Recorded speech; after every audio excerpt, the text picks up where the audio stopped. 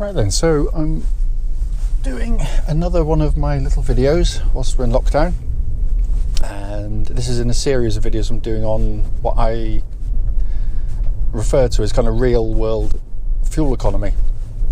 And the reason I'm doing it is, as I say in all the videos really, is I get asked fairly regularly, what sort of MPG should I get out of a car? And we try and be honest with people in terms of kind of what we think, is achievable with a car. And the reason I do this is that the problem I see it with fuel economy quotes and claims is that the manufacturers tend to be quite optimistic, to say the least. The government figures are done in kind of laboratory conditions where the car's inside on a rolling road with no undulations in the road, no different road surfaces, no wind, that kind of thing. So it simply can't be representative, what a true figure. So, and also when you look at car magazines and videos of these sort of the motoring press that drive the cars on their road tests, they also always tend to get abysmal fuel economy figures for the car, which can be quite shocking. And so, but the nature of those road tests is that the people that get in them and drive them, as has always been I've had a bit of an issue with, is the fact that they tend to drive them as they drive all the cars that they road test and absolutely hammer the things. They don't drive them as if they were owning them. I know some people do kind of the longer term ones, but they do tend to be, kind of the petrol heads, the enthusiastic drivers like to shove their foot down and get going, which is fair enough. There's different types of driver, and this is completely unscientific. That I would say. But the problem is that, or the reality is, I am going to try and drive the cars on these videos as I'd imagine the owners of the car would want to drive the car. Now, if you buy a high-end sports car, you're going to drive it hard, or hot hatch, you're going to drive it hard. So in reality, the fuel figures they give probably are actually pretty accurate. But when you get to things like sort of small city cars, electric cars, diesels, this type of vehicle, or luxury cars, people don't tend to drive them like that. They, with a car like this, you buy it because you're buying luxury. You're buying it because you want to waft along comfortably, or at least most people that buy this type of car do tend to drive like that, because you basically, you want to be pampered as you're driving along. There will be people who drive them very hard and they won't get those kind of fuel economy figures. But what I'm also going to do on the videos is also give a kind of feedback in terms of how the best way to get the best economy out of them, or as good as possible. What I will also do is I'm going to mix up the driving. So the first part is actually slightly uphill. It's not very good for the car. And is going to be going to the motorway. Then I'll do about 10 miles on the motorway and then come back on an A-road, and then back down the B road. So it's going to give an average for all of those. However, I immediately point out this isn't city driving. Now, so if you're going to be driving in the city pretty much the whole time, ignore this video, because it won't mimic that, unfortunately, and you would expect to get less in those situations.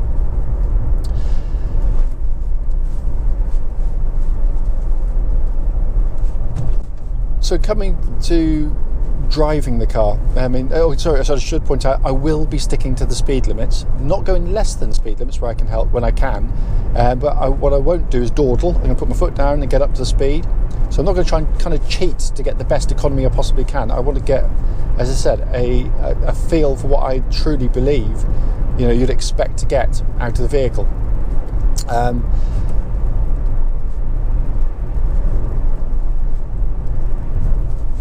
But in terms of driving style, the reality is big engine cars, even ones with hybrid systems, as efficient as these RXs are, they are still the smoother you drive them, the more constant the throttle application, the better the fuel economy, and it's a marked difference in economy. So what I tend to advise people to do with all of these cars is a bit like coming up ahead. I've got a junction ahead, brake a bit earlier, a bit more gently, and because every time you go stop and then speed up again, you're wasting energy that you've used to accelerate up to that speed. If, as I know now, that bus is going to be going about 40 miles an hour, there's no point me hurtling up behind it. I might as well just cruise up behind it, because I'm not going to be able to overtake. It's a foggy day, so you tend to anticipate way ahead. Smooth throttle, smooth brakes, smooth everything. The smoother you drive the cars, the better the economy you're going to get. Now, if when you've had the car for some length of time, you notice a sudden dip in fuel economy, that can be a number of factors. It can be loads of factors actually, but the most common ones are basically, has your commute changed? So it could be that the type of roads, up and down hills, that kind of thing, can dramatically affect your fuel economy. Servicing of the vehicle, air filters for the engines, obviously very important for any engine to be able to breathe, much the same as us. And if they can't get the air in, they struggle, but like us, if you've got heavy cold or asthma or something, so the combustion isn't as efficient. So you tend to look at those things first. If it's neither of those, go for a decent drive, using the brakes plenty of the time. It's sort of being quite heavy on the brakes, and then get out very carefully. I don't want anyone to burn their hands, towards the centre of the wheel where the hub is. Just put your hand on each of the wheels and see if any of them are warm or even hot. If it is, it suggests that you've got a sticking caliper, or brake pads are not sliding in and out as they shouldn't release. It should normally just little pins that they slide in and out, just need re-greasing. Very simply done. It can be other things, but generally those are the things to look for. So what I'm going to do in a second is I'm going to get to not far away now from the motorway, the first part of the trip itself, and I'll feed back on sort of what I'm averaging at that point, because you've got this little graph up here, you've got this readout down here as well, and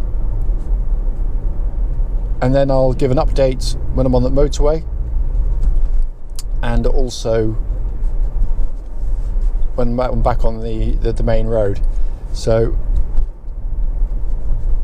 currently I'm just dead on 30 miles per gallon. Which is about right, given the fact that it's been a little bit uphill, that kind of stuff. I'll be on the motorway. If I can, I'll just click the cruise control on, sit at 70 miles an hour, and then report back when I get to the end of that particular section.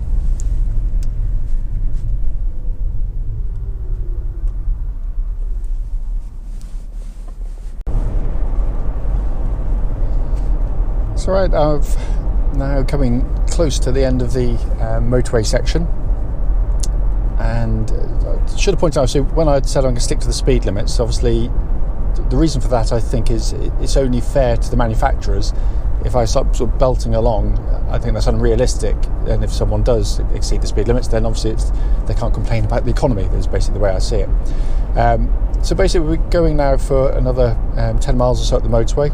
We're now up to 33.7 miles per gallon. Would point out again, it's a very icy -1 today. Obviously, the engine's got to warm up, so I'd expect it to be slightly better in the summer. I do notice a difference. I've got an RX 400, and my fuel economy tends to be slightly better in the summer than it is in the winter, but only slightly. That's the one thing I would say. So what I'm going to be doing now then is I'll be coming back down the A38, which basically runs parallel to this motorway, and I'll give an update when I'm about to leave the A38, and then a final one as we're approaching the last section of the video, and we're back where we started from. Okay, so we're coming to the end now of the video as we come back into the village, and what I'll do is right at the end I'll give the final figure that I've achieved on this particular road test. As I say, they obviously pointed out that there can be issues with fuel economy in terms of kind of mechanical issues with cars that can cause them to suddenly not perform in terms of the economy in the way they should. But also, I was once told a long time ago by a chap who's designed cars, basically. He said that, we design them for the average driver, so there will be variables, that's it, and it isn't to get out. It's genuinely the case. We see it with, all our test drivers. He said, but the first thing you should do when looking at your fuel economy and wondering why perhaps you're not getting as much as you should, look at yourself. Basically, before you do anything else, look at how you're driving the car. Look at the speeds you're travelling at. Are they, within the limits? All that kind of stuff. So, and he was exactly right. So, I modified my driving style to try and achieve better economy. Didn't necessarily stick with it, but I just tried. And it isn't like driving like a little old lady. It is. You're just driving normally and smoothly. So, and it was fundamentally he was right. So we're coming right to the end now, and the final figure, 36.7 miles per gallon. Whether that is anywhere near what Lexus suggests, I have absolutely no idea.